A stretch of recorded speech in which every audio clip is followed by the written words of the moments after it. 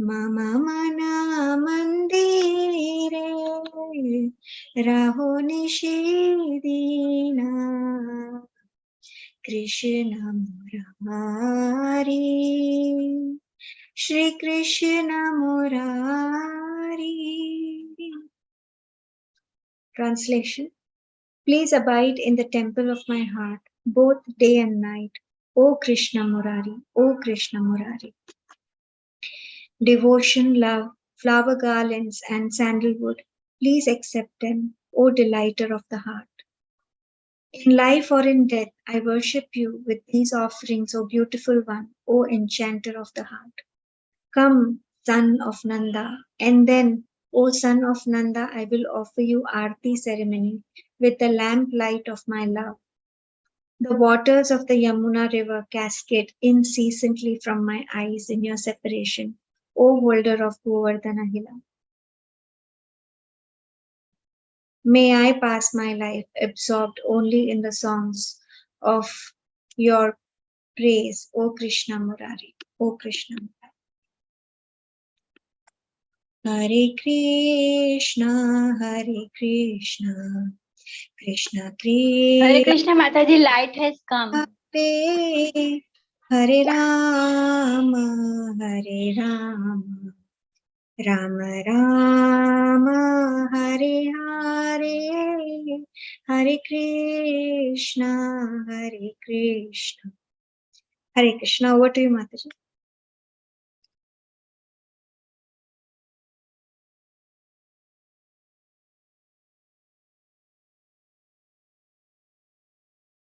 You want to start with this stotra? Yes, yes. Raksha Mataji.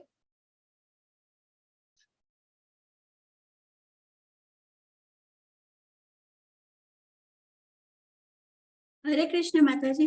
माताजी मैं कृष्ण तब पुण्य हवे भाई कर रही हूँ. अभी आपने कर लिया ना माताजी तो. Okay.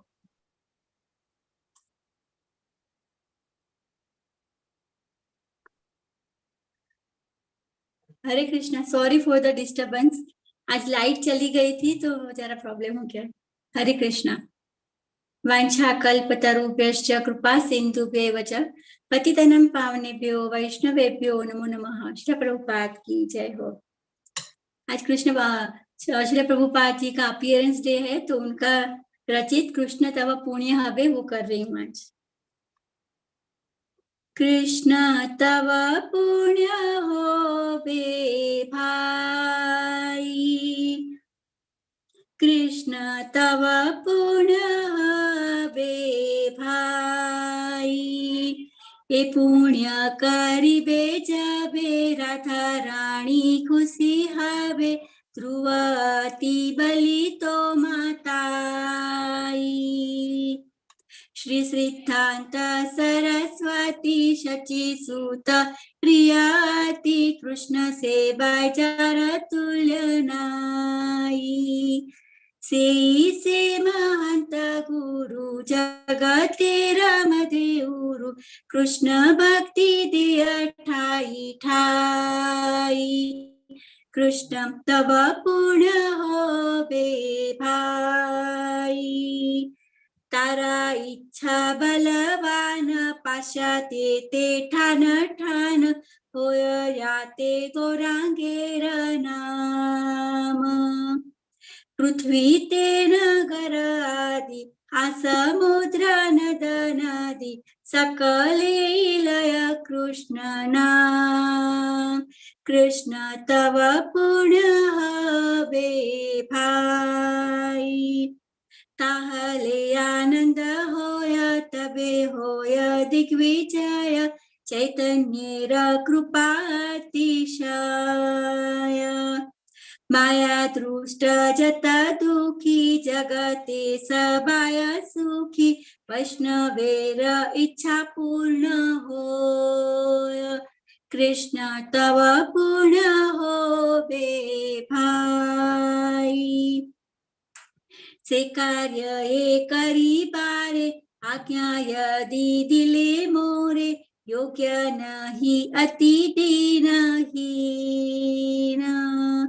ताई से तुम्हारा कृपा मागिते छे अनुरूपा आजी तुमी सबार प्रवीण कृष्ण तव पुण्य होवे भाई तुम्हारा से शक्ति पेले गुरु सेवाय वस्तु मिले जीवन सार्थक यदि होया से सेवा पेले ताहले सुखी होले तव संग भाग्य ते मिलाय तव कृष्ण तव पुण्य होवे भाई एवं जन्म निपतितं प्रपवाहि कूपे कामाभिकाममनुयः प्रपत्तन् प्रसंगात् भूत्वात्मसात् सुरशिणा भगवन् गृहीतः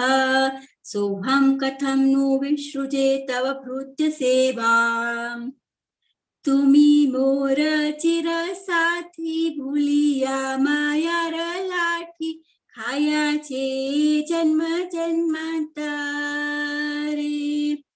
आजे पुनः एसु योग यदि होय योगायोग तबे पारी तुहे मिली बारी कृष्ण तव पुण्य होवे भाई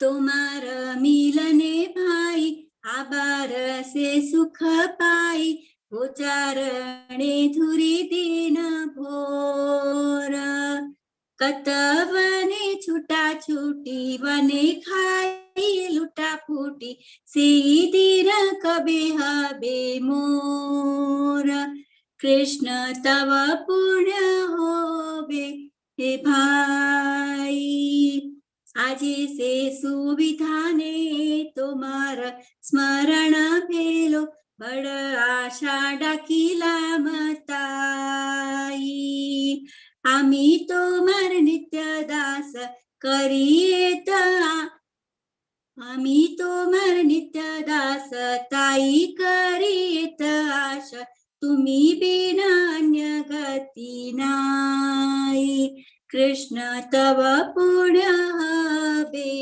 भाई कृष्ण तव पुण्य होवे भाई श्री प्रभुपाद की जय हो श्री प्रभुपाद की जय हो हरे कृष्णा कृष्ण कृष्ण हरे हरे हरे राम राम राम हरे हरे थैंक यू प्रभु जी फॉर वंडरफुल सेवा Hare Krishna Thank you, Mataji. Thank you, Raksha Mataji. Thank you, Samta Mataji, for the nice kirtan. I welcome all the devotees to the today's session with my prostrated obeisances at the lotus feet of the devotees.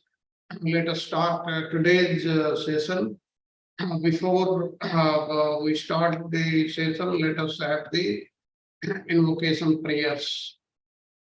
नमो विष्णु पादाय कृष्ण पृष्ठाय भूतले श्रीमते भक्तिवेदांत स्वामी नामिने नमस्ते सारस्वते देवे गौरवाणी प्रचारिणे निर्विशेष शून्यवादी पाश्चात्य देशतारिणे जय श्री कृष्ण चैतन्य प्रभु नित्यानंद श्री अद्वैत गदाधर श्रीवासदि गौर भक्त वृंद हरे कृष्ण कृष्ण कृष्ण हरे हरे हरे राम राम राम हरे हरे ओम अज्ञानतिमिरन्धस्य ज्ञानाञ्जनशलाकया चक्षुरुन्मीलितं येन तस्मै श्रीगुरवे नमः श्रीचैतन्यमनोभीष्टं स्थापितं येन भूतले स्वयं रूप कदा मह्यं ददाति स्वपदान्तिकम् वन्देऽहं श्रीगुरु श्रीयुतपदकमलं श्रीगुरुं वैष्णवांश्च श्रीरूपं साग्रजातं सागर रघुनाथान्वितं तं त्वजीवं साद्वैतं सावधूतं परिजनसहितं कृष्ण चैतन्य देवं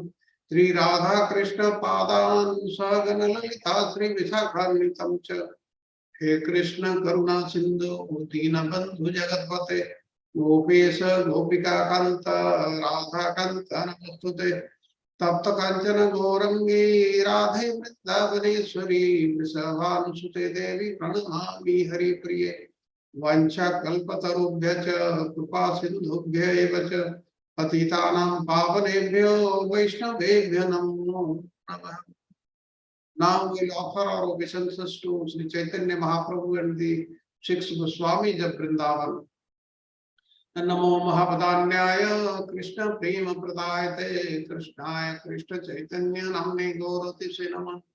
O most munificent incarnation, your Krishna himself, appearing as Sri Krishna Chaitanya Mahaprabhu, you have assumed the golden color of Srimati Radharani and you are widely distributing the pure love of Krishna. We offer our respectful obeisances unto you. Krishna Vannam Tusa Krishnam Sangopang Vastraparsadam Yagge Sankirtana Prayere Yajanti Sumedasa. In the age of Kali, intelligent persons perform congregational chanting to worship the incarnation of Godhead, who constantly sings the names of Krishna. Although his complexion is not blackish, he is Krishna himself. He is accompanied by his associates, servants, weapons, and confidential companions.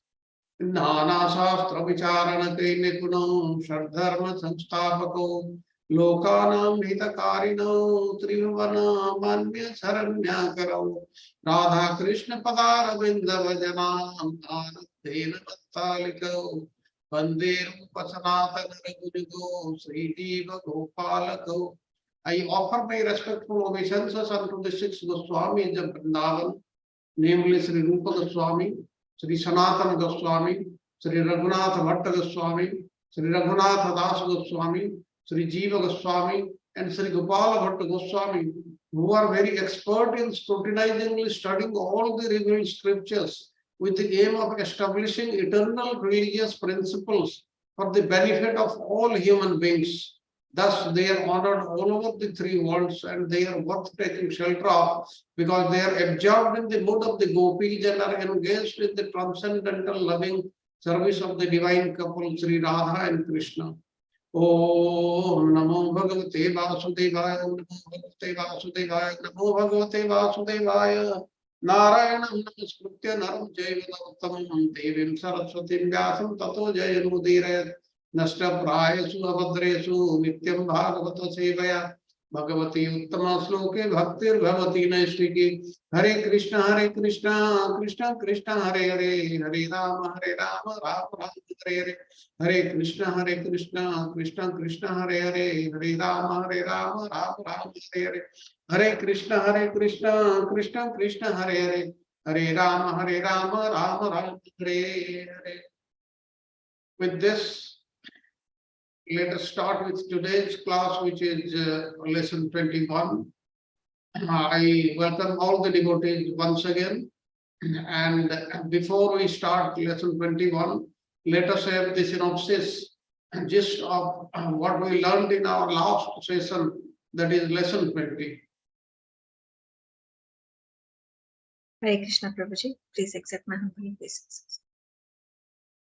All glories to Srila Prabhupada.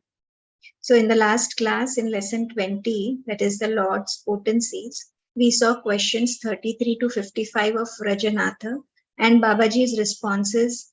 And these questions are covered in 4 themes.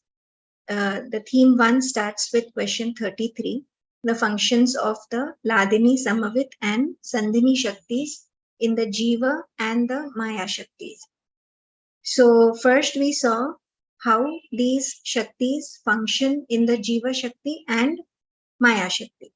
So within the Jiva Shakti, Ladini Shakti manifests as Jiva's eternal bliss of the impersonal Brahman. Samavit manifests as Jiva's awareness of the impersonal Brahman, and Sandhini as the atomic spiritual forms of the spiritual soul. And within the Maya Shakti, the Ladini manifests as material happiness, Samavit as material knowledge, and Sandhini as the 14 planetary systems and external material bodies of the conditioned souls. In question 34, which says that if these activities can be understood so easily, why is Lord's activities taken as inconceivable, are understood as inconceivable? Babaji explains that these activities, when considered individually, can be easily understood. but they are beyond comprehension when all aspects are together as a whole. Lord's potencies are inconceivable, and this inconceivable aspect of the Supreme Lord is also supported by the Vedas. His mutually contradictory qualities that do not coexist in the material world are like he is far as well as near, out inside as well as outside, unborn yet born. He walks but does not walk, etc.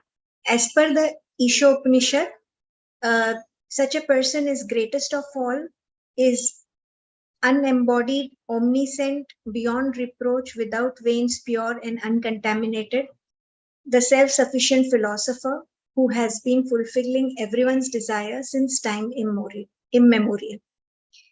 In question 35, Babaji cites the incident when Supreme Lord took a beautiful form and came to the demigod Indra and other demigods to destroy their pride, challenged Agni Deva to burn a blade of grass, which he couldn't. This was narrated by Lord Shiva himself to his wife Uma. This proves and answers the question that the Vedas support that Supreme Lord descends to material world by his own will. In response to question 36, wherein Vedas it's given that the Supreme Lord is the ocean of nectarian transcendental mellows, where it is given in the Vedas. Babaji mentions that it is there in Taittiriya Upanishad that the Supreme Lord is the reservoir of transcendental bliss because how is it that anyone can breathe? Can anyone breathe without Lord giving breath? Can anyone be happy without Lord giving the happiness? Hence, the Supreme Lord alone gives transcendental bliss. And question 37, in spite of having such a form, why it's not seen by the jivas? Of the two kinds of conditioned souls in the material world, the one who are eager for material pleasures are unable to see him. Kathopanishad states that only the wise who rejects the material world can see him. Now question 42. Why do Tantrika Brahmanas say that the potency of Lord Shiva is the original potency? So the Brahmanas in Sattva and Rajoguna worship Maya Devi, in Tamoguna worship Vidya Devi. Now this Maya Devi is Durga Devi, the Adya Shakti of Lord Shiva, as she punishes and restrains the Jiva who are averse to Lord Krishna in the material world. They cannot see her as Lord's internal potency, Yoga Maya. So those who take her as Lord Shiva's Atnya Shakti are, although bewildered by Maya, they reach the right conclusion. If they have done pious deeds, if they have not done pious deeds, they remain bewildered. And this Maya Devi places those who worship Lord Krishna in Sattva Guna and frees them by giving them knowledge. We come to question 43. The constitution, which is about the constitutional position of Durga Devi in Goloka Vrindavan. So originally, she is Yoga Maya, who grows into different forms as per the Chitta Shakti. In Goloka, she is identical to the Lord's internal potency. It is by Yoga Maya's power that the Lord's Chitta Shakti is reflected in the material world as Maya Devi or Durga Devi. So there are two Durga Devis, the Yoga Maya of the spiritual world who arranges Lord's Rasa Leela pastimes, that of Parakya Bhava, and in order to make it sweeter for the pleasure of the Lord. And the second is the Yoga Maya or Durga Devi of the material world, who is the jailer of the material world. 1 second, Ramji.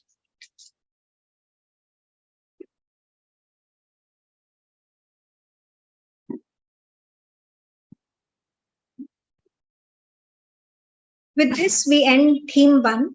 Now, in theme 2, is about the Abhidaya Tattva to realize Lord's spiritual forms, and abodes are covered in questions 38 to 50. So we start with question 38. The answer is the most handsome Supreme Personality of Godhead, Lord Krishna, is the cowherd boy with beautiful lotus eyes, dark monsoon cloud complexion, wearing lightning garments and Vanamala, having two arms rich in transcendental knowledge. This description from Gopal Tapni Upanishad answers to how Vedas describe him as Rasovaya Sa, that is the reservoir of spiritual nectar. Question 39. The method to understand Lord Krishna and to please him is through sadhu sangha. Only pure sadhu saints see him within and without and attain perfect eternal peace as per Kathopanishad. Question 40. The method to see the Supreme Lord is not intellectual. Only the one whom the Lord chooses himself, that he manifests his form to. As per Srimad Bhagavatam, just by a slight trace of mercy of Lord Krishna's lotus feet, one can understand the greatness of his personality, but not by intellectual speculation and study of the Vedas. Only by pure love and bhava can one see this form in the hearts of the sages. Question 41. Where in Vedas the spiritual abode of the Lord is described? As per Mukunda Upanishad, the Lord stays in effulgent spiritual world. As per Purna Bodhini Shruti, Lord, along with Radharani and Chandravali by his sides, resides in Goloka Vrindavan in the circle of Mathura. And as per Shvetashvar Avatara Upanishad, the Lord resides in the eternal spiritual sky where he is served by demigods and Vedic hymns. 42. Why Vaishnava call Navdvipa Dham as Sri Dhama? Because Sri Dhama and Sri Vrindavan Dhama are, Sri Navdvip Dhama and Sri Vrindavan Dhama are non-different. Sri Mayapur, the highest spiritual abode and the holiest place, is to Sri Navdvipa what Goloka is to Vraja. So if you see with material eyes, you will see these places as only material. But only one who has a spiritual vision can realize the truth about these holy abodes. 45. The truth about Sri Navdvipa. Goloka, Vrindavana and Shvetadvipa are the names of the innermost places in the spiritual world, and they are non-different. So unlike Goloka, where the Lord's Swakiya pastimes are enacted, in Vrindavana, his Parakiya pastimes are manifested. So the transcendental mellows or rasas that were not revealed in Vrindavana have been revealed in Navdvipa. So when a person becomes qualified, he is able to taste these mellows. Question 46 is about the size of the Sri Navdvipa Dham, which is 32 miles. It is an 8-petal lotus flower. So a person who performs sadhana bhakti in Navdvipa Dhama in Mayapur quickly attains Krishna Prem, and the most fortunate people are able to see Lord Gauranga and his eternal pastimes in this dham. Question 47. Does the Lord's internal potency arrange for Lord Gauranga's pastimes? Yes. Because there is no difference between Lord Krishna and Lord Gauranga. The conjugal loving affairs of Sri Krishna, Radha Krishna, which are the transcendental manifestations of Lord's internal potency. So because Radha and Krishna are one in identity, they have now come as one as Sri Chaitanya Mahaprabhu. So hence, these are arranged by these pastimes of Lord Gauranga are arranged by Lord's internal potency. Now question 48. How does, if Lord Gauranga is Supreme Personality of Godhead, then how can a person worship Chaitanya Mahaprabhu?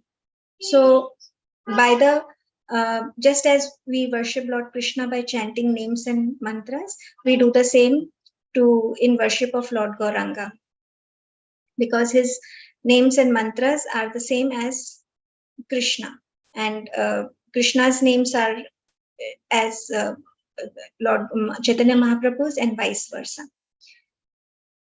Question 49. If Lord Chaitanya forms is hidden as per the incarnation,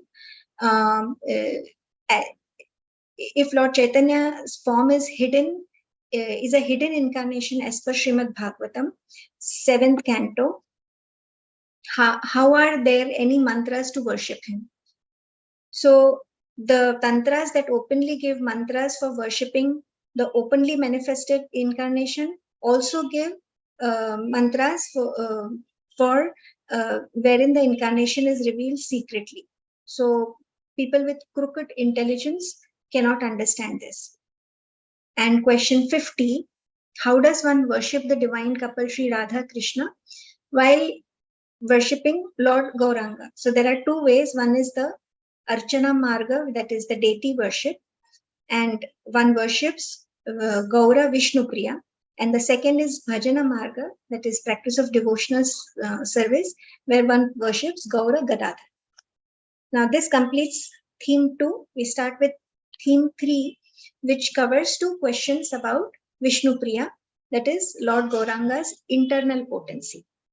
In question 51, Vrajanath asks, is Vishnu Priya Lord Gauranga's internal potency? So some say she is Bhu Shakti, she is Samvit Shakti with essence of Ladini Shakti, that is Bhakti Devi who assists Lord Gauranga's advent to preach the holy name. And as Sri Navadvipa is 9 islands, Vishnu Priya represents Navada Bhakti. Then 52 question. So there is no doubt that she is Lord Swarupa Shakti, that is Samavit with the essence of Ladini. So that means Vishnu Priya is Lord's Swarupa Shakti. Now we come to the last theme that cover the last 3 questions, where Babaji resolves the final doubts of Rajanatha regarding Lord's potencies. In question 53, he asks, if everything is done by Lord's potencies like spiritual world, material world, what does Lord himself do? So it is Babaji answers saying that it is difficult for a conditional soul to understand that Lord is the master of his potencies. Only a pure devotee understands that he is the supreme master and beyond the influence of his potencies. His desires are not manifested by his Shaktis. He can do anything he wants. Lord's feminine Shakti, that is Bhakti Devi, makes one realize the masculine nature of Lord Krishna. The second question, 54, how does not being beyond the influence of these potencies make him impersonal Brahman as per the Upanishads describe him? So Babaji says that the impersonal Brahman has no desires, while Lord Krishna is filled with desires as he is the supreme enjoyer. These potencies which bring one closer to him is Lord himself, as he is not separate from his potencies. So Lord's pleasure potency, Sri Radha Rani, is feminine and she serves him. So does Lord serve Sri Radha Rani. And the last question, if Lord Krishna has desires of masculine nature, and if Radha Krishna are one, how Radha Rani has desires of feminine nature? So Radha Rani's desires are subordinates to that of Lord's desires because her only desire is to please Lord Krishna. So this is what we did in the last chapter, lesson 20. Now we will go ahead with lesson 21. Over to you, Prabhuji. Hare Krishna. Thank you, Excellent, Mataji. Excellent. Thank you, Mataji. Thank you very much. Thank you, Prabhuji. Danvat Pranam. I welcome all the devotees once again on this auspicious day. Today is the Nandotsava here in India. Last night we had the appearance of Lord Krishna, and the next day, that is today, is the Nandotsava. And as you know, some acharyas say that Nandotsava was celebrated for 1 month, not 1 day. Like the Rasalila, it carried on for a day of Brahma 432 years. This is possible because of the inconceivable potency of the Supreme Lord that we have been hearing till now. With this, let us start with lesson 21. In the beginning, I'll give a very brief of these lessons which we are going to cover. Now, we are covering Dasamula Tattva, the verses 5 to 7 in these lessons 21 to 24 regarding the Jiva Tattva, the Baddha Jivas, that is the conditioned souls, and the Mukta Jivas, the liberated souls. In chapter 21 to 23, we will be covering Jiva Tattva, Baddha Jivas of the souls conditioned by Maya, and in lesson 24, we will be learning about Mukta Jivas, or the souls freed from the Maya's conditioning. Now, in lesson 21, part of chapter 15, we will be learning basically Dasamula Tattva 5, verse 5, and the questions 56 to 73. In lesson 22, the balance portion of chapter 15 and some portion of chapter 16. In 16, Dasamula Tattva 6, that is the verse 6, and the questions 74 to 85. And in lesson 23, on the third day this weekend, chapter 16, that is the questions 86 to 100. Then next, the coming weekend, the first day, we'll be learning about lesson 24, basically chapter 17, that is the Dasamula Tattva, verse 7, questions 101 to 115. That means in these lessons, 21 to 24, we will be learning about questions 56 to 115. Now, this gives a gist of everything which we are going to cover from chapters 20 and the lessons 21 to 24. As you see in lesson 21, there are three themes. Questions in theme 1 in this lesson 21, which we will be studying today. Question number 56, 59, and 64. This basically gives the definition and significance of the tatastha nature of the jiva. As we know, the Lord has three potencies: the internal potency, the external potency, and the marginal potency. This marginal potency is tatastha. What exactly we mean by tatastha, we will be learning. You'll be surprised to know there are many new things which you may not have heard even till now. Those things we will be learning today. In theme 2, questions 60 to 63, Brajanatha, he is posing many questions, but Babaji is always telling him that this is Mayavada philosophy, and how he is defeating the Mayavada philosophy on the ontology of Jiva, that we will be seeing there. And in theme 3, we will be learning about the question 65 to 73, matter and spirit are simultaneously and eternally one and different. This may seem quite contradictory. Matter and spirit, the spiritual world and the material world, but they are simultaneously and eternally one and different.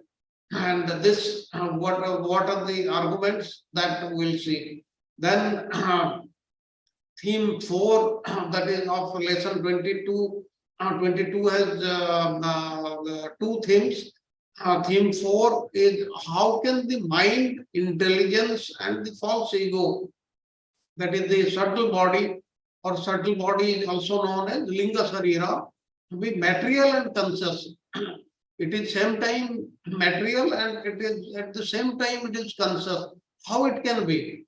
This we will be seeing with answers to the question 74 to 76, and in 22, which we will be covering tomorrow, question 77 to 85. In that, we'll see what makes the Jiva leave the line of neutrality to either enter into Maya's prison or go to the spiritual world. He has got the choice to go to the spiritual world, be spiritual, follow as a servant of Krishna. But at the same time, he has also got the choice to become servant of Maya. And why this happens, how this happens, this will be seen when the questions 77 to 85 they are answered. And then in theme 6 of lesson 23, we'll be learning there is only one theme in lesson 23, the questions 86 to 100. Basically, we'll be seeing what are the activities and the stages of existence and retracted uplift budding consciousness the jivas undergo in Maya's prison. The jivas, they are imprisoned in the prison of Maya Devi. But please remember, this is a very special type of prison. It is not the prisons in the various countries you see. The prisoners, they are kept there and the doors are always locked. But in this prison house of Maya Devi, the doors are open. You can go anywhere, but still nobody is going out. Everybody remains there. There is a very special type of prison Maya Devi has constructed. This we'll see in lesson 23 in the third session. Then the lesson 24 has 4 themes, 7, 8, 9, and 10. 7, we'll be seeing Brajanatha's cousin Venimadhava's crookedness, how he is a cousin of Brajanatha, and how he is trying to say so many things about him in his absence. All those things we'll see, and how he is trying to get him married by hook or crook. That we will see. And Babaji characterized him as a Brahma Rakshasa. Actually, he once met the Babaji without even telling Brajanatha. These things we will see in lesson 24. Then in the theme 8, we will see how does the soul gains liberation from Maya's prison and what are its signs. Like I said, the Baddha Jivas, they are imprisoned in the prison of Maya, then how they are freed. This we'll see when Babaji answers the questions 101 to 105. And in theme 9, and questions 106 to 109, what are the pious deeds that enable the soul to attend sadhu sangha followed by devotional service. We have seen this enough, how sadhu sangha starts, and we will see something of that also in this lesson 24. And the last theme of lesson 24 is theme 10, when the questions 110 to 115 they are answered. There, what are the different kinds of souls free from Maya's prison house, and that is the liberated souls. Then among the 5 kinds of souls imprisoned by Maya, which devotees gain freedom, and what are the souls unearthed. All these things we will see in these 4 lessons. That's why these 4 lessons, they are very, very important, and very difficult concepts are also there. That's why please be very, very attentive while attending the class. Now, as I have already explained the themes, theme 1, 2, and 3, in very brief, the definition and significance of the tatastha nature of the jiva, then how Babaji Mahasaya is soundly defeated the Mayavada philosophy on the ontology of jiva, and matter and spirit are simultaneously and eternally one and different. All these things you will see in very, very great detail. Now, the Babaji answers Brajanatha's questions 56 and 57, and significance of tatastha nature of the jiva. Now, Babaji, Brajanatha, he is asking the first question to Babaji Mahasaya, which is given in the slide, that who I am. He is asking his own nature. Now, please tell me, what are my duties in this liberated stage? And now, if you remember, in Chaitanya Charitamrita also, uh, there, Sanatana Goswami had asked the same question to Chaitanya Mahaprabhu. He asked him, now please tell me, what is my duty in this liberated state? That is, Sanatana Goswami really says, you have saved me from the material existence. Now, after liberation, I have been liberated. But what is my duty now? What I am required to do now? Why are the three miseries, they are troubling me? And finally, tell me how I can be relieved from this material entanglement.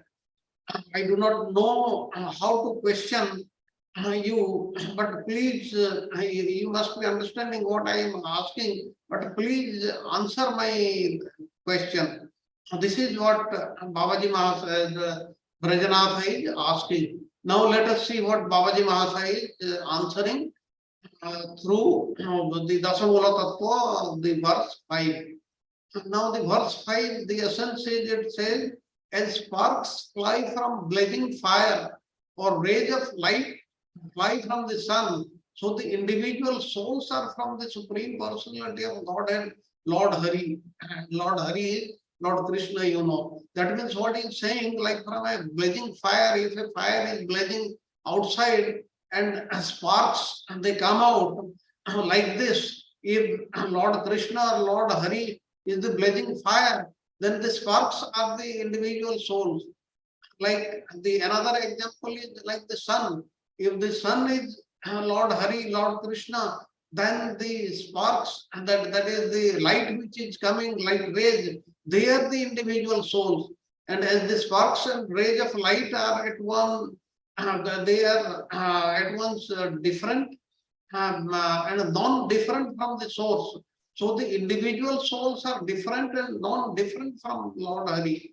That is like the light which is coming, like rays which are coming from the sun, and the sun in quality they are the same, but in quantity they are different. That's why they are same and different.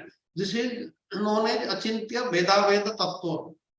And with the Supreme Controller, he is the master of the material world. Lord Hari, Lord Krishna is the master of the material world. The illusory potency Maya is under his control. He is never controlled by Maya. Maya has no influence over Sri Hari, but works under his direction.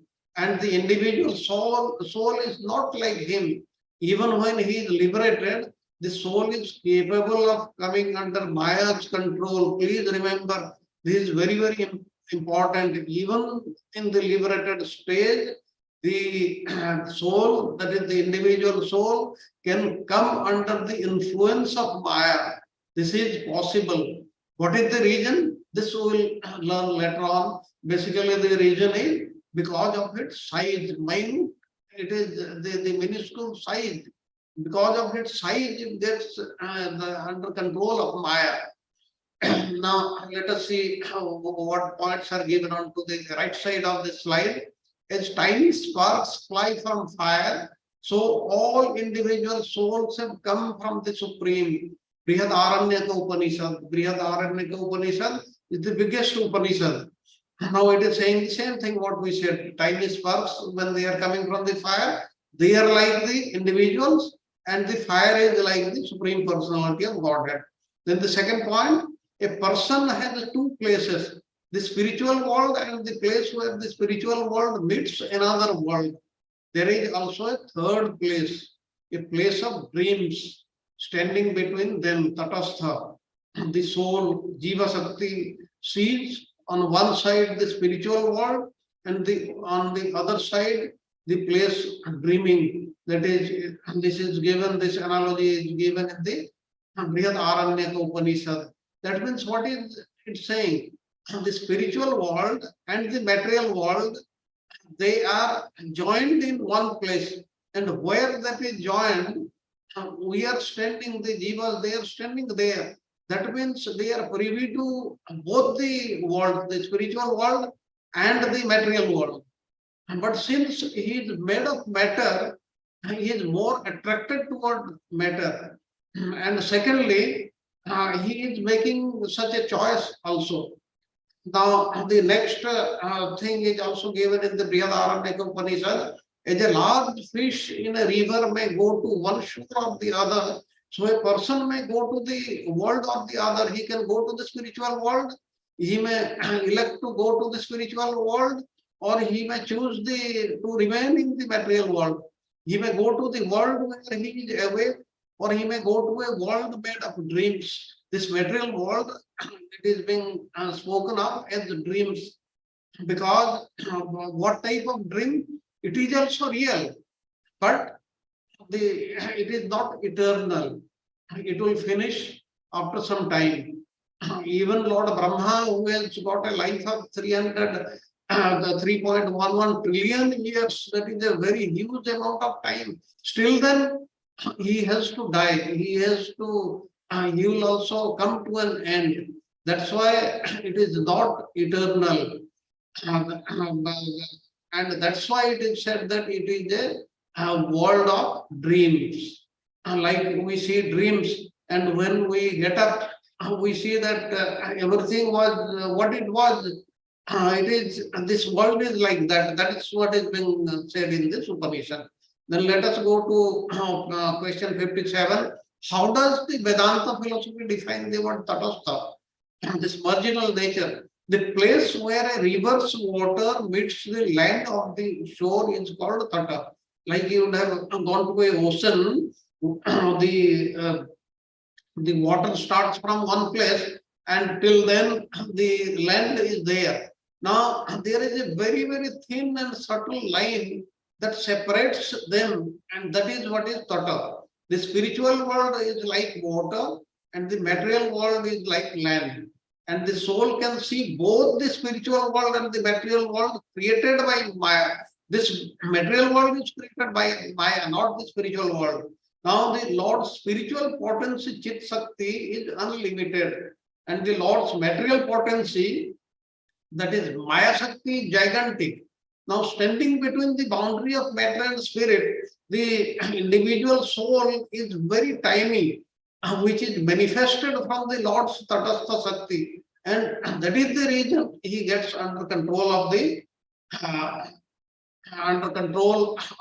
Maya Shakti. In the picture, this is what is being shown. The water line, if you take the water to be the spiritual world, and the material world is the land, then the Jiva is standing in the junction only, and he has got a choice, but he does not utilize his choice, which has been given by the Lord very correctly. Let us go to the next slide. Let us see what Babaji answers to Brajanath's questions 58 and 59, and definition and significance of the tatastha nature of the Jiva. Question number 58 is, what is the tatastha nature of the individual soul? Now, the tatastha nature of the individual souls refer to the fact that they must be under the control of one of these potencies. They can be either controlled by Krishna's spiritual potency, or by Maya Shakti. And standing between them, the soul can see the two worlds, both the spiritual world and the material world. And if he turns his gaze upon Krishna and his back toward Maya, then the soul comes under the shelter of his spiritual potency. Maya has no control, Maya has no influence over him. But if he turns away from Krishna, that is, he keeps his back toward Krishna and he faces Maya Devi and gazes at the material potency, then Maya, then the soul comes under her trap. And this is what is the reason why he has come under the trap of the Maya, because he is looking toward him. And what is the reason? Does Maya have anything to do with the nature of the spirit souls? No. The spirit souls are completely spiritual. There is not an iota of illusory energy in the individual soul. However, because of their atomic size, they are not strong enough to resist the dominating power of Maya. And this is the reason why they come under Maya, even when in the liberated stage. Rather, we can say there is a chance of they are coming under Maya, even in the liberated stage. Therefore, you would have seen that even very high quality sannyasis also, they also get disturbed by Maya. Now, question number 64. The individual soul is not created by Maya. That I accept. Brajnath is saying, Maya has the power to dominate the individual soul. That I understand. Does the spiritual potency Chit Shakti place the individual soul on the Tatastha, and that is the border of matter and spirit? This he is asking to Babaji. Babaji Mahasaya, he is saying, no. Whatever Chit Shakti, which is Krishna's complete potency, it is his Purna Shakti, creates it eternally perfect, Nitya Siddha. Now, the individual souls are never eternally perfect. They are not Nitya Siddha. Then second point is, all the individual souls which are manifested from Lord Krishna's Jiva Shakti are among the Lord's incomplete potencies, Apurna Shakti. Lord Sankarsana, who incarnates as Mahavishnu, becomes the resting place of the Jiva Shakti and appears as the super soul in the hearts of all the individual souls in the material world. And the other day I told you how from Krishna, Baladeva, and at the end, Kirodakshai Vishnu comes, and how they occupy their places. And as long as they take shelter of the Lord's spiritual Vladini Shakti, they are safe from Maya's three modes, that is the Sattva and Raja and Tama. But if they do not, then the Maya Shakti will take over. Now the conclusion is, the individual souls are manifested by Krishna, Jiva Shakti, and not manifested by his Chit Shakti. If they were created by Chit Shakti, then they would have been eternally perfect. But as in the very beginning we saw, they are not eternally perfect because of this reason, because they are created by Jiva Shakti. Let us go on to the next slide. Okay. Here, let us have a 5 minutes break. I'll remind you after the 5 minutes. As I told you, due to some reason, technical reason, it is not working. Hare Krishna.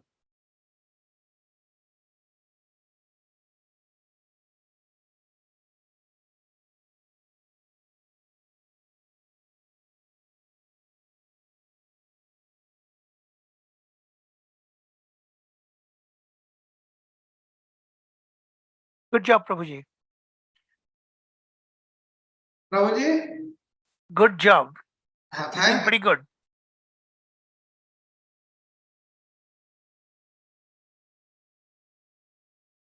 There are some discussion points that Yes. I will do at the end of all three lessons, Yes. I want everyone to really critically think a lot of things that we are hearing, and there are subtle points that I'm going to ask everyone. So let's everyone really listen to you very, very attentively and carefully, and also keep your mind awake. Don't listen just mechanically, whatever you listen, it should create a lot of questions. Look, Vrajrath is asking so many questions, 100 question over, 200 question by the time we finish. And look, so we learn from him. All these theories should really pop up so many questions from your mind, in your mind. Then only you'll be able to grasp internally, So that is what I want everyone to listen and learn. Critical thinking, evaluate, Shastras are never wrong. Okay, they are perfect, but they are deliberately, the built-in contradictions are there, and we have to understand that, the reasoning behind that, so then we can extract the gist of it, the truth behind that. But your mind must be analytical mind. That's very important. So I'm going to raise a lot of these discussion points when we complete all 3 lessons, and I want you to come up with the possible answers, okay? And then I and Sharad Prabhuji will explain the situations, okay? All the questions that might have been raised. So this is the beginning of lesson 21. Start thinking about it. Don't listen mechanically. And Vrajanath is teaching us all the philosophy, and still he comes up with so many questions. And they are very, very intelligent, probing questions. When you ask probing question, the person who is giving a talk, he has a lot of things, but only in a constraint of time, he can give you only the portion of it. But if you ask questions in the discussion, then more things he will reveal to you, you know. Because as we prepare for the lessons, we study a lot, but we cannot divulge everything in just in about an hour's time. That is the reason I purposefully designed, kept discussion period is exactly by being asked, the questions being asked, more things will be revealing to you. And that is called, I'm like to train you guys to have an analytical mind. Hare Krishna. I'll request everybody, please have a look at the slides. They are going to you well in time. Just go through the slides and you can note down what questions can be asked. Well, like many of the things, I also have to read again and again many times. The things will come later on in the subsequent classes. Those things we have been taught so many times. We have learned so many times, but still you have to read again and again to grasp, to understand. Because every time you read, there is a new meaning. Like even everybody says he knows Bhagavad Gita, but I have found every time you read Bhagavad Gita, the meaning comes to you differently and in a more refined manner. That's why if we go through the slides, and if possible, if somebody has got the book, or the PDF versions are also there in the internet, if you read, then things will come. These are very, very difficult concepts, difficult to understand, but it can be easily understood if you are used to that. That means you have read over them, you have thought over them, and you have tried to understand them, then they can be easily understood. There is no problem. But we have to make some efforts, because in the before the course only, I reminded you, if you understand whatever is given in Jaiva Dharma, then your doubts will be totally 100% cleared. Because like in these hundreds of questions, Brajanatha will be clearing all our doubts. And many, many things are coming later on. And this is just the beginning only. Therefore, I will request everybody, please go through the slides very, very carefully before the class, at least once. So with this, let us start from where we left. Welcome back. We'll go to the next slide. Now, Babaji answers Brajnath's question number 60. Now here Babaji will be soundly defeating the Mayavada philosophy. Now, you remember why, when, as Prabhuji had brought out earlier, whatever question Brajanath is asking, there is a tinge of this impersonalism in all these questions, because he was reading Nyaya, he was the instructor of Nyaya, He was a teacher of Nyaya Shastra, and Nyaya Shastra and all those Shastras he was reading, they were impersonal in nature. That's why that has not gone out of his mind, though he has come to the association of Raghunath Das Babaji and he has become a devotee. They have not gone out. That's why, please remember, that's why Chaitanya Mahaprabhu has said, if you associate with Mayavadi, and you will be destroyed. Those things will not go from your mind so very easily.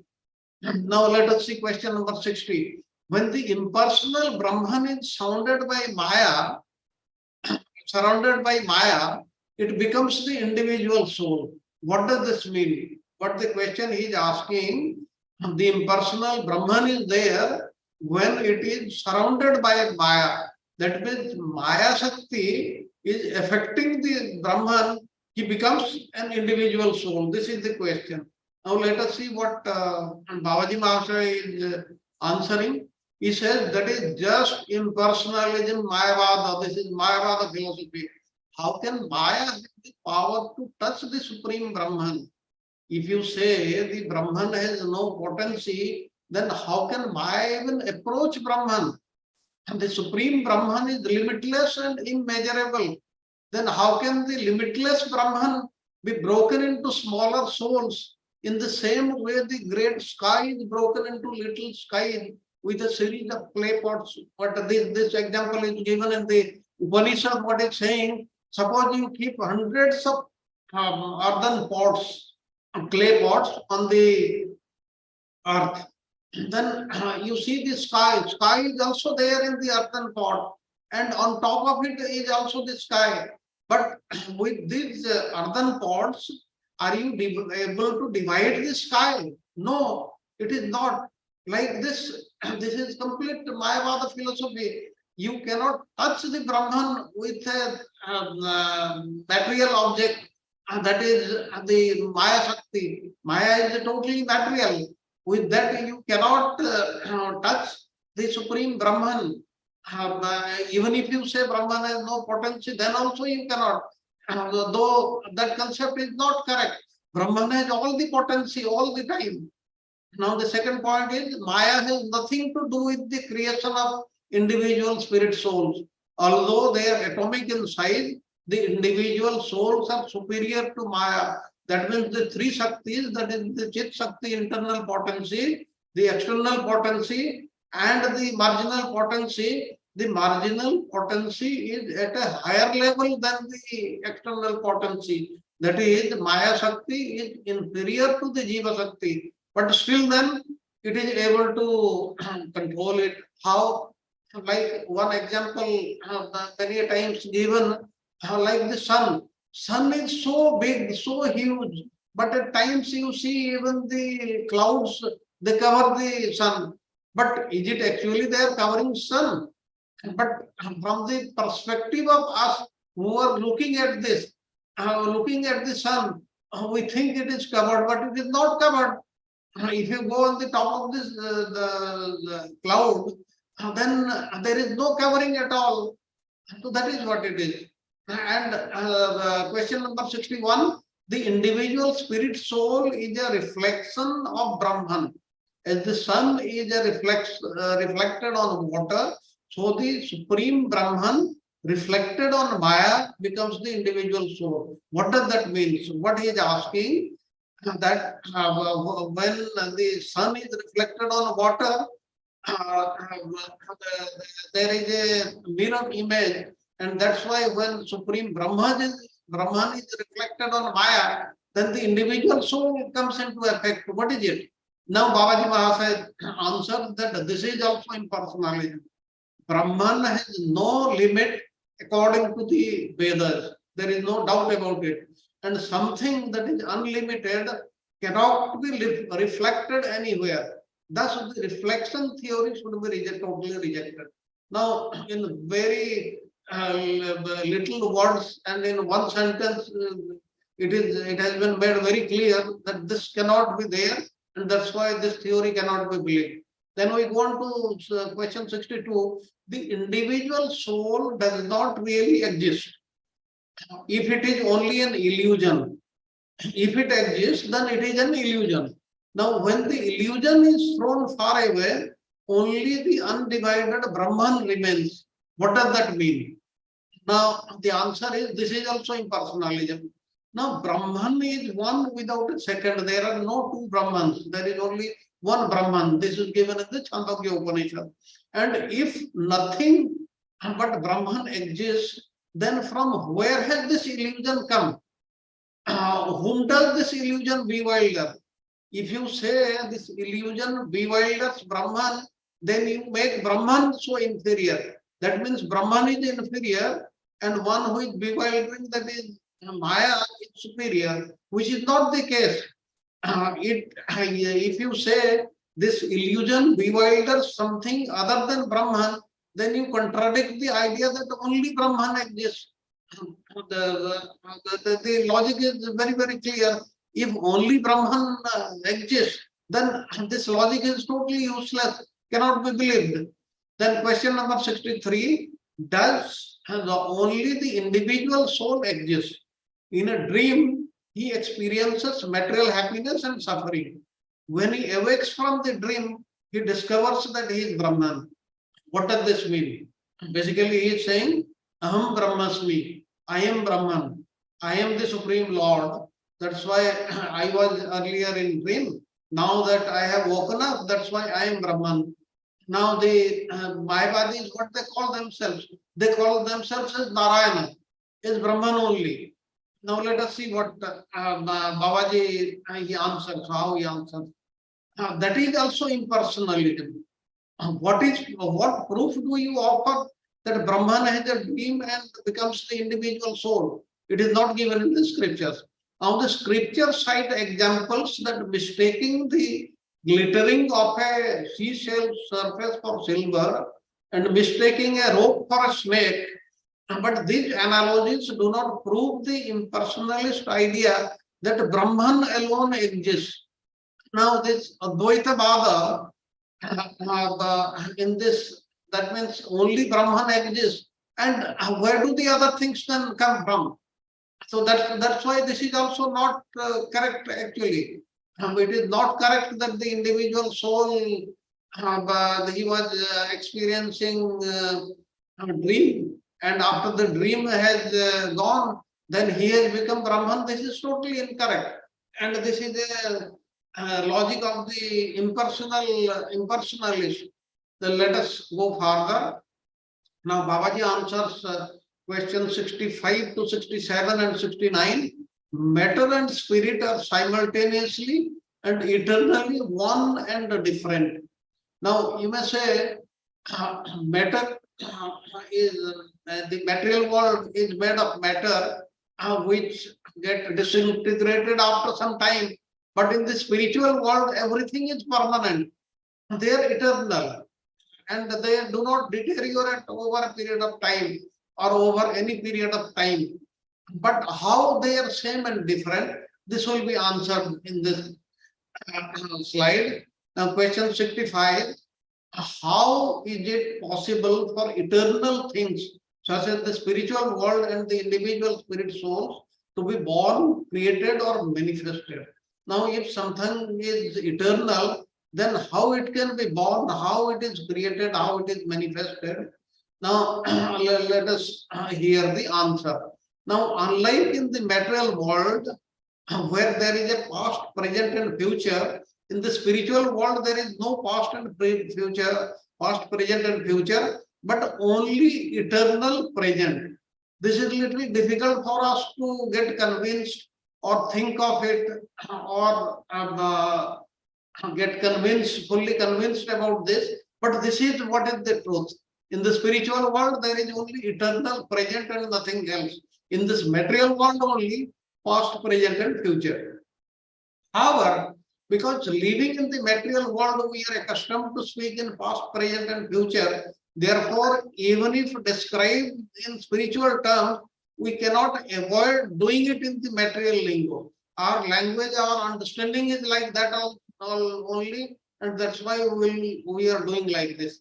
Now, the descriptive of speech So, in the realm of the descriptive of speech fails in the realm of the absolute truth, and the speculative power of the mind cannot achieve him.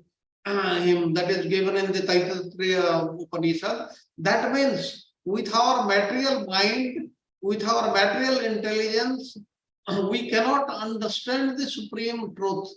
It is beyond us. And whatever one may be proficient in many languages, but still then the languages, the speech cannot describe the supreme absolute truth. This is what is being said. Now, next we go to question number 66. If the individual souls are like sparks from a blazing fire or atomic particles of sunlight, then what is the function of the Jiva Shakti? He is basically asking what is the function of Jiva Shakti? Because as we learned earlier, there is qualitatively no difference between the Supreme Lord and the Jiva, but quantitatively, yes. Now the answer Babaji Mahasaya is giving, the rays of sunlight are particles of Krishna's Swarupa Shakti or the internal potency. The sunlight emanating from that planet is manifested by the Chit Shakti, and the individual spirit souls are manifested by Jiva Shakti, not by Chit Shakti. Please remember, we learned that earlier. Now, the Lord's spiritual potency is manifested in many different ways. It is given in the Chetasvatara Upanishad. Now, that's why the individual souls, even though they are like sparks from a blazing fire, they are not as the same as the Chit Shakti. They are the Jiva Shakti. Now, the question number 67 and 69, if spirit and matter are different, then why are these examples used? If they are different, then why these, like the fire, the sun, all these examples are given, they are all material things. Now, the reason is what Babaji Mahasaya is giving, the sun and sunlight are beautiful and glorious. And so is the spiritual truth. Spiritual truth is also glorious, like the sun and the sunlight. However, the sun is material and has material qualities which are absent in the spiritual truth. In the spiritual truth, there is nothing, no content of matter is there. Therefore, when we use an example to describe something, the example shows a similarity in one point. The two things compared are not alike in everything. It is just for us to understand. The examples are given because we are accustomed to, we are used to these material things and these examples only. That's why the example is being given, not that they are the same. Then the second point is, matter is merely a perverted manifestation of spirit. The perverted manifested and the original pure form from which it has come, many share many similar features. These similar qualities may provide material examples to describe spiritual things. That is called Arundhati Darshananyaya, showing the position of the star Arundhati in the sky by using an object on the earth as a point of reference. Suppose somebody wants to show Arundhati sky, and in front of him there may be a pole, there may be a tree, there may be a branch. He will say, look at that pole or the tree. On the right side there is a branch, and on top of that the star is there, like this. It is just giving an example only for us to understand. That is how it is answered. That is, if spirit and matter are different, then why these examples are used? For us to understand, because we are accustomed to that or used to that. Then let us see what Babaji answers Brajanathan 68 and 70, question number 68 and 70. Matter and spirit are simultaneously and eternally one and different. This is very, very interesting. Now, question number 68. The individual soul and sunlight is simultaneously one and different from Krishna sun. How this is possible? Now we'll see under two heads how they are eternally one, how they are eternally different. Now you must be understanding what is the meaning of the word eternal. Now, okay, the left side, the sunlight of Jiva Shakti and the atomic particle of which that sunlight is composed, which particles are the individual spirit souls, are constitutively different from Lord Krishna's sun, that is their origin. Now, as we have already said, qualitatively they are same, quantitatively they are different. That is what is being said here. And how they are eternally different. However, each of the individual souls has free will. So, in that regard, the individual souls are different from Lord Krishna. Nonetheless, both are Satchit Ananda. The difference is the quantity. That is why they are one and different eternally. Now, I hope I have made this thing very clear. Like the sun and the sunlight, that is the rays coming from them, they are the same qualitatively. But quantitatively, the sun is so huge and the rays of light, they are so small. Now, let us go on to the next question, that is question number 70. In what way the individual spirit soul and supreme personality of Godhead are different? Now, how they are one and the same, eternally one.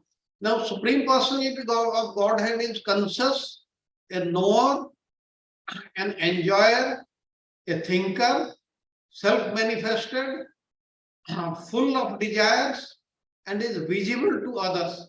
So is the individual spirit soul. They both possess these qualities. Now, please understand that the we means the jiva.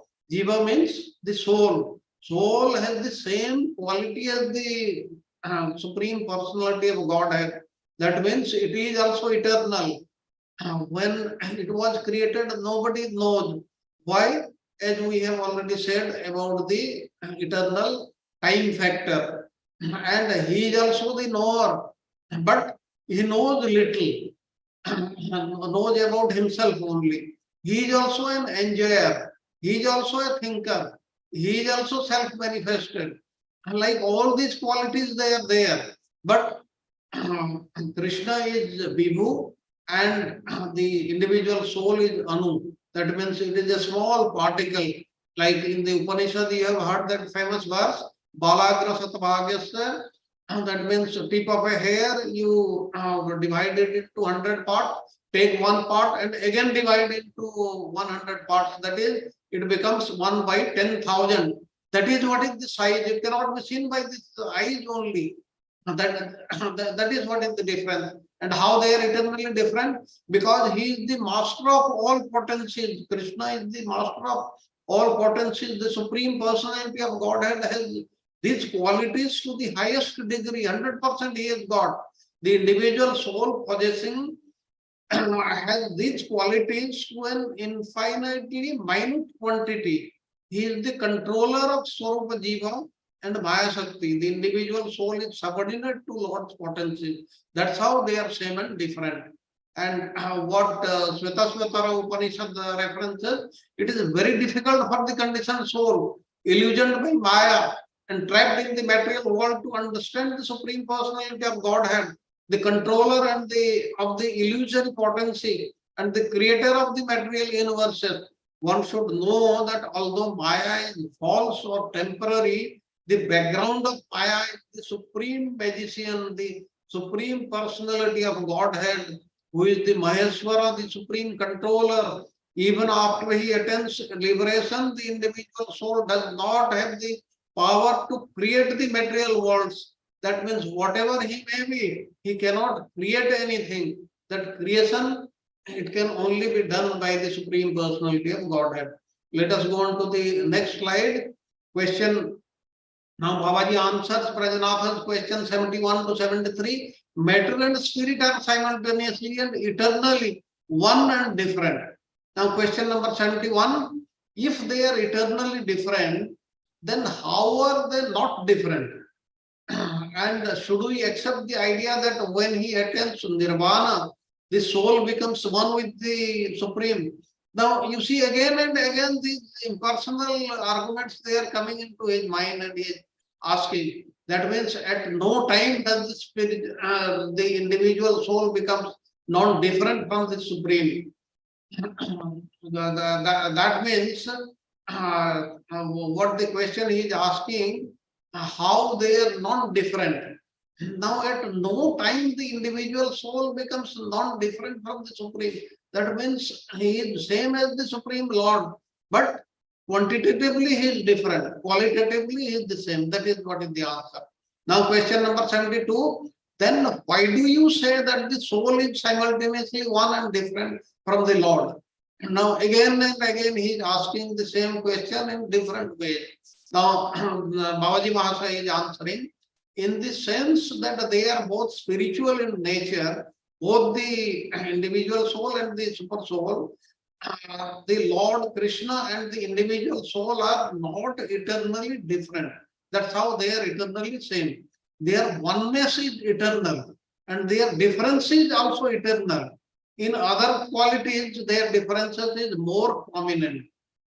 Now, the second point is the owner of a property, which is more important, whether or not he is present therein.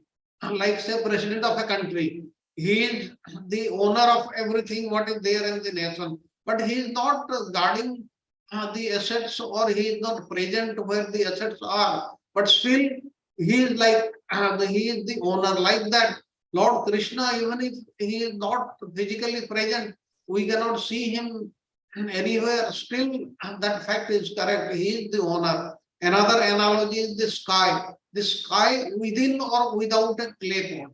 Now the great sky outside the pot is more significant than its tiny portion in the clay pot. We are talking of the clay pot. The sky portion which is there in the clay pot, that is not very important. Which is outside, that is a bigger portion, that is more significant, that is what is important. And the third point in this is the eternal difference between the Lord and the individual soul is more important than their oneness. This is what is most important to understand. Then we go on to question number 73. 73 is, please describe the soul's eternal nature more clearly. Now he still has got doubts. That's why Babaji Mahasaya giving the examples from the Upanishad, he is answering. Now all the spiritual characteristics of the individual soul remain eternal. They are eternal. That means without beginning and end. And when the soul is imprisoned by Maya, the soul's original spiritual body is now covered by the two material bodies, gross, that is the Sthula Sarira, and the subtle, that is the Linga Sarira. Now the Linga Sarira remains the same throughout the soul's transaction into the 8.4 million species of lifetimes. What changes in his Sthula Sarira only, depending upon his unfulfilled desires.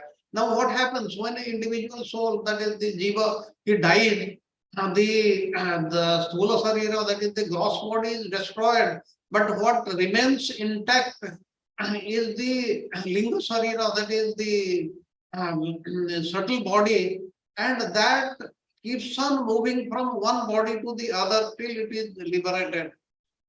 And why the individual is taking birth again and again? Because he has got a lot of unfulfilled desires. When the desires become real, then at that stage, he will get liberated. Now, following the path of the 5 fires, Chandogya Upanishad, the soul attains new Sthula Sarira. It is also given in the Bhagavad Gita. I am not going into detail because the time is finishing. Let us. Okay. Okay, we have come to the end of this session. Let me unshare so that we can see each other more clearly. Now, I hope all these very difficult concepts they have been answered and you have understood. Just the last point which I was saying, I'll just take 1 or 2 minutes. What is given in the Chandogya Upanishad regarding the 5 fires. What Srila Prabhupada writes in his purport of in the Bhagavad Gita, he says that on the sacrificial altar, 5 kinds of offerings are made into the 5 kinds of fire. The 5 kinds of fire are conceived as the heavenly planets, the clouds, the earth, the men and women, and the 5 kinds of sacrificial offerings are faith, the enjoyer on the moon, rain, grains, and semen. Now here the Supreme Personality of Godhead is saying the indestructible, transcendental living entity, he is known as Brahman, and his eternal nature is called Adhyatma, or the self. Now the action pertaining to the development of the material bodies of the living entities is called karma, or the fruitive activities, and that's how he takes on one body to the other. And Brahman is indestructible, as we know, and it is eternally existing, and its constitution is not changed at any point of time. And but beyond Brahman, there is a Parabrahman, and Brahman refers to the living entity, and Parabrahman refers to the Supreme Personality of Godhead. Now, the constitutional position of the living entity is different from the position he takes in this material world. And in material consciousness, his nature is to try to lord over matter. But in spiritual consciousness, Krishna consciousness, his position is to serve the Supreme Lord.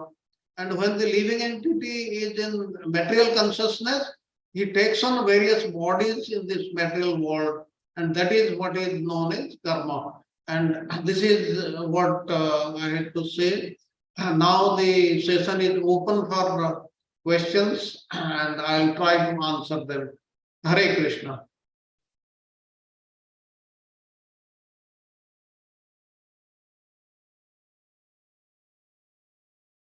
I think it's really complicated. I just went through, but I didn't spend a lot of time to understand. I have 2 questions. Maybe I'll just ask one and leave for others. The next one, the last one, Prabhuji, you say the soul.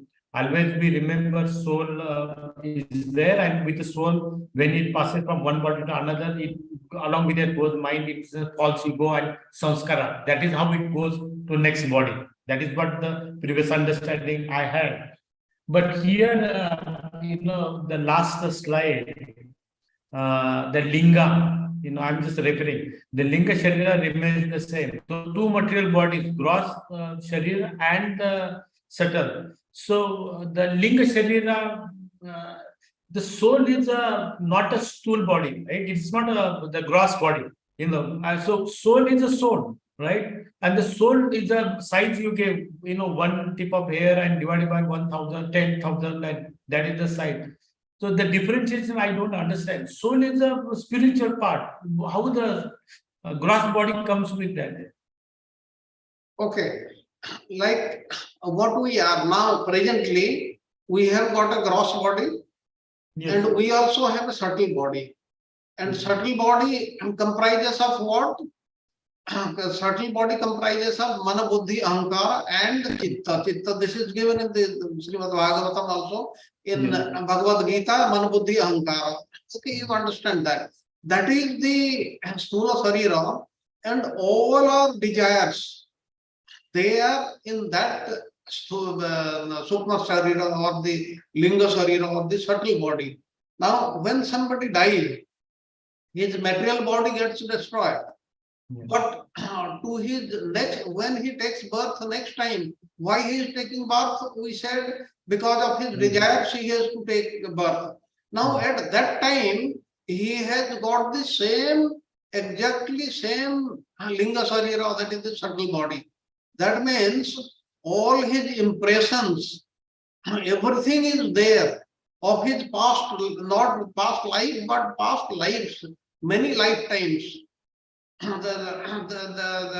why we say it is very difficult to change one's nature unless he himself wants. Yes, Prabhuji. Prabhuji is asking a question, if I understood him correctly, Radha Vinod Prabhuji. Am I saying the correct name? Prabhuji? I don't want to. My name is Radha Yeah. Vinod. Yeah, Radha Vinod Yes, Prabhuji, if yeah. I understand your question, he is asking that the soul is atomic size, very, very minute, cannot see with the naked eye, you know. So how that tiny soul can contain this sthula sarira and this linga sarira, you know. So that is not the point. The soul does not contain anything. It's the outer coverings of it, just like the onion. In the center portion, there's the onion is there, and there are coverings, layers and layers of that, right? So the soul also, the coverings are there, the sthula sarira, and then above the sthula sarira covering, so mana, buddhi, ahankar, and chitta, there is a outer cover, and above that there is the pancha mahabhuta coverings are there, you know. So they are just covering, like the layers and layers of coverings are there. The tiny atomic soul does not contain any of these things. And when the person dies, okay, what remains here in this world that we do Agni Sanskara, it is the Pancha Mahabhutas. The whole environment is also made of this Pancha Mahabhuta, and they become part of that, right? But what leaves, the soul goes to the another world or different body. That mana, buddhi, and ahankara is memory of every little things that he experienced in this lifetime and the millions and millions of lifetime before. Amazing thing that the mind stores all these little tiny conceptions of this and millions of lifetimes, okay, and the intelligence, okay, and the false ego, the bodily conception of life. The false ego must be converted into the right spiritual ego, okay. But when he has those unfulfilled desires, and that unfulfilled desires remains alive at the last moment of his life, yam yam vapi sparan bhavam, you know, the Bhagavad Gita says, he has to take another birth.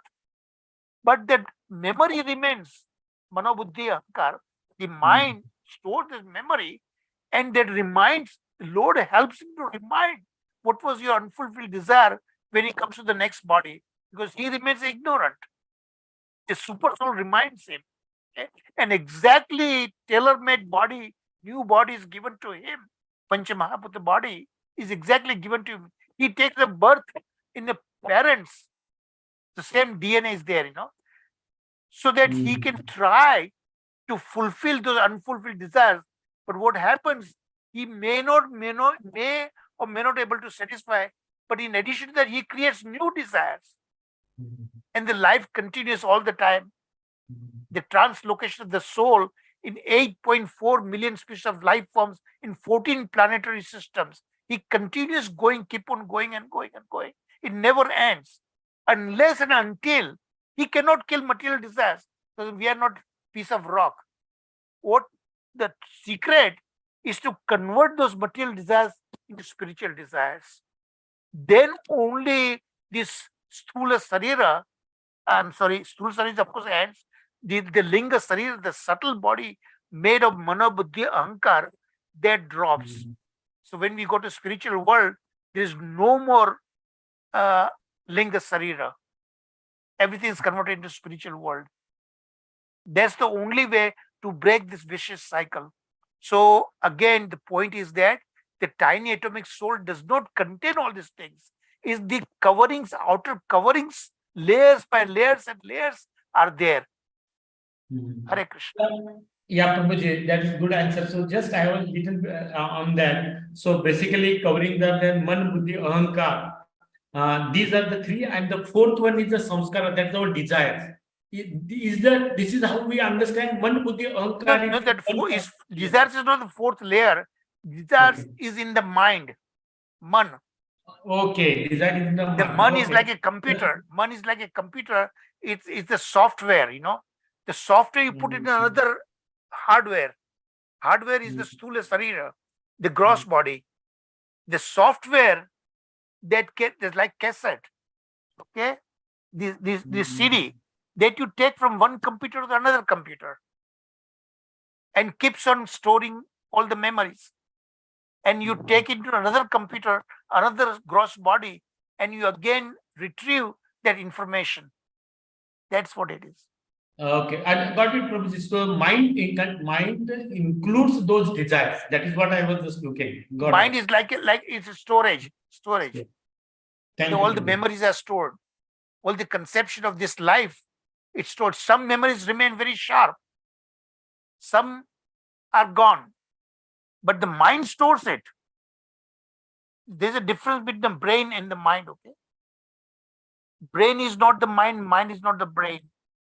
Brain is just a little outlet.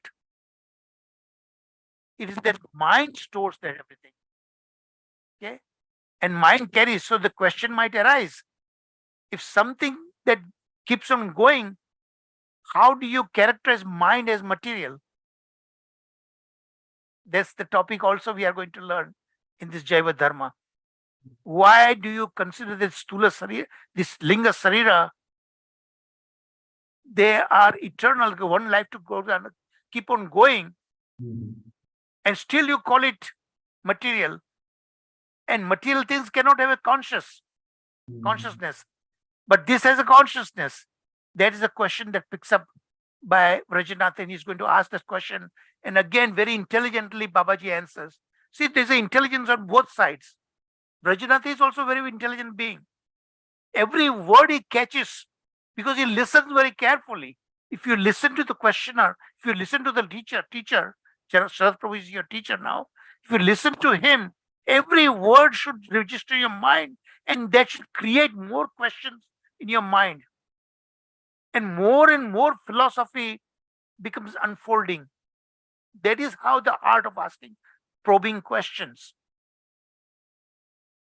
The speaker has so much information because he has to study from all different things. He just does not read just few pages. He reads a lot of material and he analyzes. See, how do I prepare all these slides?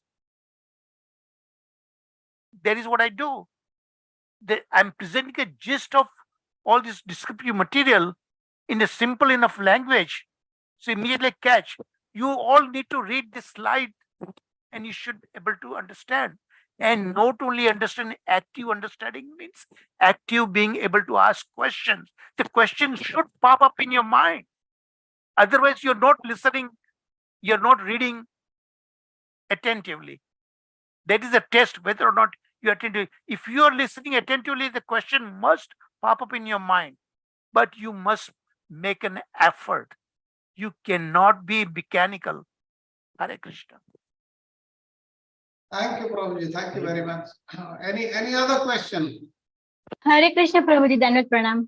Hare Krishna. प्रभु जी, ये soul और super soul, मतलब भगवान के बारे में और soul के बारे में जो भी डिफरेंस है, तो मैं ऐसे समझ रही हूँ कि जो भगवत गीता का 2.13 श्लोका है, देहिनोऽस्मिन् यथा देहे वाला, तो अगर हम शरीर छोड़ेंगे मगर हमारी डिजायर है तो फिर हमको नया नया शरीर मिलता जाएगा। मगर फिर 4th चैप्टर में जब भगवान कहते हैं कि जन्म कर्म च मे दिव्यम इदम यो वेति तत्वथा, तो फिर हमें पुनर्जन्म नहीं होगा, क्योंकि तब हमारा जो शटल बॉडी है तो वो प्रभु जी तब ड्रॉप हो जाएगा जब हम जन्म कर्म, भगवान के दिव्य जन्म कर्म जब हम सुनेंगे, भक्ति करेंगे तब। Yes, that is the, Prabhu ji, but that is one of the requirements that we have to believe, not that we just believe. We say that yes, the Lord has taken birth like this. Janmashtami was there, he has appeared, and this is all spiritual. And since we believe that we will go to the spiritual world, no. That is one of the requirements. All the other requirements will still be there. And somebody will say, I will do this, but I'll keep on doing the other things which I was doing. That cannot happen. That is one of the things you have to know, you have to believe, and like faith on the Supreme Lord. Everybody must be realizing we offer the prasad to the Lord, and we know that he eats and the remnants are left, and we take them as prasad. But what is our faith in that? Do we have the faith 100%? Adau Shraddha means 100% Shraddha. Have we developed till now? We have not yet developed. We still have some doubt lurking in our mind. And like this, it is not that we just say, I believe that, and that's why I'll be devoid of any karma. That cannot happen. There has to be efforts, and the process we have to follow. Process like what we have already learned, sadhu sangha, chanting, and all these things, the following the four the basic principles in ISKCON, all those things, they have to carry on. And then only it will happen. It is one of the requirements that I can say. I'll request Charubabuji to say something on this. Yeah, what you just said is exactly right. There are the fundamental requirement is that you have to transform all your material desires. Because mind is there, mind is chanchala and very, very stubborn. You cannot stop the mind. The material, again, we are also going to learn later on. Varjanath is asking question. The mind, there is a material mind, and there's a spiritual complement of the mind is also there. So you have to convert everything on the spiritual level. So that Mataji, Raksha Mataji, uttered the word, the cited that verse, very, very important verse actually, that we have to understand Krishna is actually he's all spiritual. So we have to understand, he takes birth and he disappears. It's not birth or death. Many books that materialistic write that Krishna, just like somebody sent on that Bhakti Shastra website, there was a thing that Krishna was born this way on so and so date. Krishna died, quote unquote, on so and so date. Krishna never dies. What dies is material. Krishna is all spiritual. You cannot use the word birth and die. But because we learned here, right? Because we are accustomed to material lingo. So in order to explain spiritual thing, that's the reason, because we experience birth and death. That's what we say like that. But in reality, we have to understand Krishna, Janma Karma Chme Divyam, Evam Yo Veti Tattvata. And then we don't return to this material world. So that kind of realization, that kind of situation should develop in your mind. Mind has to be trained that way. Then only you can drop the subtle body. As long as you have a subtle body, you have to keep on going, repeated birth and repeated death in different planetary systems and different forms of the bodies. So there is a trick, and that Shastra is teaching us how to do that. Krishna has kept nothing secret. Everything is revealing through his scriptures, through the saintly personalities that he sends, his confidential associates in the spiritual world. He sends, he comes as our guru here, Diksha Guru, Siksha Guru, and so on like that. And he himself descends different incarnation, and he himself appears as his own very original way, that the way he exists in the spiritual world, Golok, Vrindavan, Dham. And he enacts those sweet pastimes. And none of his incarnation can enact those sweet pastimes. Sweetness is only this Vraja Krishna. And when we simply hear the tremendous transformation is taking place. I told you how to convert the mind, right? That is happens by simply attentively listening in the company of other sadhus, saintly personalities. Hopefully, they are more advanced than us. Then they can teach us. Then only this dramatic transformation takes place. And that's how we drop this subtle body. That is the trick. It is, it sounds very difficult. It sounds very impossible, but it's doable. Krishna is showing the way, and we should learn from it. Haribol. Prabhuji, it involves the 6 vidhi saranagati. 6 Yes, process of exactly. saranagati. Right, Prabhuji? Hare Krishna. Absolutely. Hare Krishna.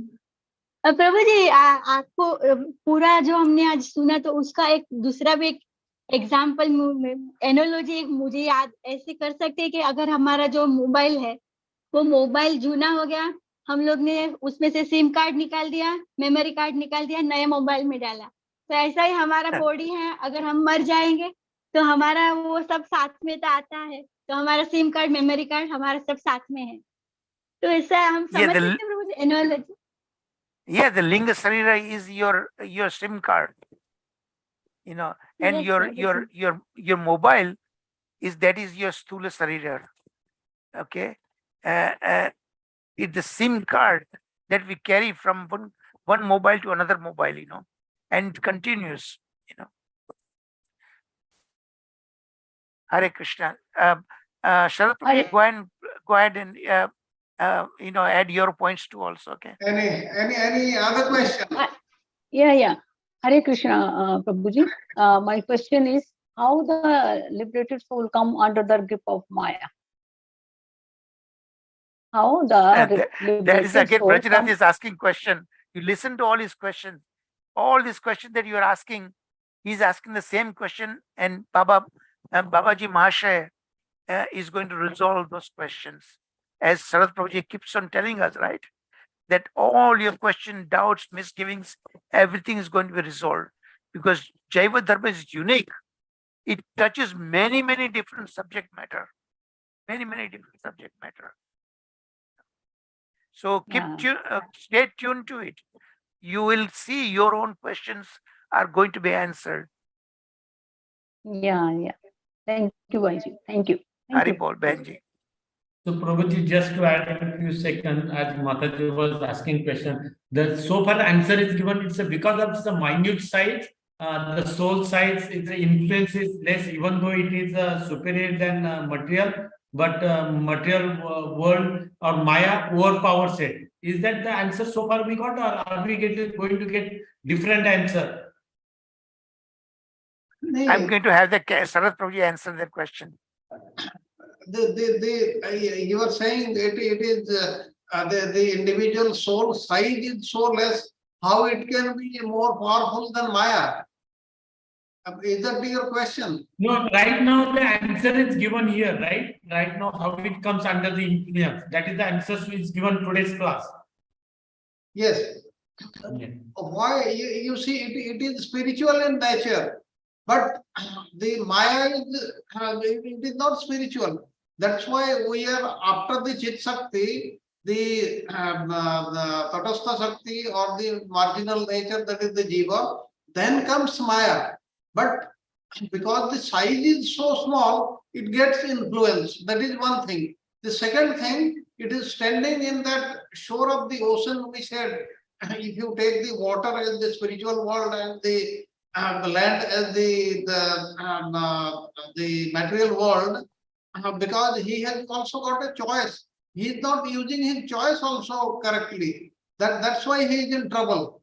And later on we learn, when the Lord Krishna is seeing us, we are suffering because of that. He is also crying. He is most unhappy at us because we are not looking at him. Like you have seen that in two Upanishads, that the comparison, that the example is given. Two birds are sitting in the tree. One is looking toward the material world and he is enjoying his fruit. He is not looking at the supreme soul. Then once if we divert our attention if we use our intelligence correctly, if we use our choice correctly, we make a correct choice, then we'll be successful and we'll go near him. Otherwise, Maya will control us. There are two things which can control us, either Maya or Krishna. There is no third thing. So, question, Rajanath is asking that question, actually, that leads to question after question after question after question. He's asking, as more and more information Babaji Mahasaya is revealing, okay? But each answer, each explanation creates more question. So that question also comes later on. If he is situated on the Tatastha, on the bank of the river, on one side there's a land, on the other side is the water, right? Water is the analogy of spiritual world. Land is the analogy for the material world, but it can keep on switching, Anyway, so Brajan is asking later on that question, what makes that Jiva decide to go this way or that way? How does he get attracted to Maya's side? And he turns his back towards Krishna. That question also is going to be answered. And the point here that Maya is like a seductive woman. She presents all very, very tantalizing attractions, allurements. Okay. And she creates those dreams in that soul who is not deciding whether go this way or that way, but he gazes. And that's what happens when somebody attracts our eyes. Seductive nature. And Maya does all kind of seductive charm of a beautiful woman. It's just like a person who is at the bar and she's all this scantily dressed women, and then he drinks. The brain is also going to be weakened by drinking intoxicating liquor and those seductive things. Then you don't want to get out of the bar. The bar owner knows how to keep that guy in the bar and extract all his money. That's what Maya Devi does exactly. She presents all those allurements. What the salesman does, exactly that. And then his soul gets bewildered. And then he turns away from Krishna and goes over to Maya. And that's how he changes. He remains. The Maya traps him, But you continuously keep chanting all the things that helps. How to stay with Krishna. Then also Krishna has said that if you just remember me, Maya cannot touch you and your mind will not be bewildered. That is the way to resist those allurements, material allurements. Material allurements can be also transformed into spiritual allurements. The Krishna sweet, wonderful, sweet pastimes. There is an allurement to get out of this material world, because these are all spiritual allurements. Takes you back to spiritual world. Simply hearing all this philosophy, all this wonderful, wonderful, spectacular pastimes, that is also the allurement, but that are desirable allurements. That is the way that provide the key to get out of this prison. Hari Bol. Thank you, Prabhuji. Thank you. Now, प्रभु जी एक point था प्रभु जी, यहाँ पे हम ये connect कर सकते भगवत गीता के वर्ष में, है ना, जो बिगिनिंग में जो जेर के समान, पॉइजन के समान है, वो रिजल्ट में अमृत के समान होता है, और जो स्टार्टिंग में जो जेर समान है वो लास्ट में अमृत के समान होता है. वो लिंक कर सकते प्रभु जी? Of course, obviously. Yes. Yes. Thank you, Mataji. Now we have Thank you. To the end of our time schedule. Now we'll end today's class with the Nrsimha prayers. Yes, Prabhuji, I am doing. Yes, okay. Yes, Prabhuji. Okay. Hare Krishna, Dandavat Pranam to all devotees. So wonderful class, Prabhuji. Thank you so much. Namaste Narasimhaya. Namaste Narasimhaya. Prahlad Lad Daine. Prahlad Lad Daine. Hiranyakashipurvakshah. Hiranyakashipurvakshah. Shilatankan khalaye. Shilatankan khalaye. Ito Narsimha Parato Narsimha. Ito Narsimha Parato Narsimha. Yato yato yami tato Narsimha. Yato yato yami tato Narsimha. Bahir Narsimha, Hridaye Narsimha. Bahir Narsimha, Hridaye Narsimha. Narasimhamadi Sharanam Prapate. Tava Kara Kamalavare Nakha. Adbhuta Shringar. Dalita Hiranyakashipu Tanuvringam.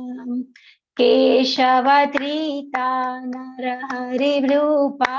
Jai Jagadisha Hare. Jai Jagadisha Hare. Jai Jagadisha Hare. Jai Ho Narsimha Dev. Narsimha Dev. Narsimha Dev. Jai Ho Narsimha Dev. Jai Ho Prahlad Maharaj. Prahlad Maharaj. Prahlad Maharaj. Jai Ho Prahlad Maharaj. Jai Jai Prabhupada. Prabhupada. Prabhupada. Jai Jai Prabhupada. Jai Jai Gurudev. Gurudev. Gurudev. Jai Jai Gurudev. Shri Shri Narasimha भगवान की, लक्ष्मी नरसिम्हा भगवान की जय हो। भक्त शिरोमणि प्रहलाद महाराज की जय हो। हरे कृष्णा कृष्ण कृष्ण हरे हरे, हरे राम राम राम हरे हरे। अनंत कोटि वैष्णव वृंद की जय हो। थैंक यू प्रभु जी, so much, thank you so much प्रभु, दंडवत प्रणाम। Thank you, Mataji. Thank you very much. Thank you, all the devotees. All glories to the assembled devotees. All glories to Srila Prabhupada. So then we meet tomorrow morning, Indian time. And I'll again request, please think it over. Just have a glance at all the slides and ask a lot of questions, because there are a lot of questions. It is not possible for us to cover everything in this limited time. We are just covering the essential things. So the balance of the things you may ask through the questions, unless you have understood everything. Hare Krishna. Hare Krishna, Sharad Prabhuji. Sure Prabhu ji, Hare Hare Krishna, Krishna. Bhai ji. Thank you so much. Dhanwad Pranam. Hare Krishna to all Mataji. Thank you very much.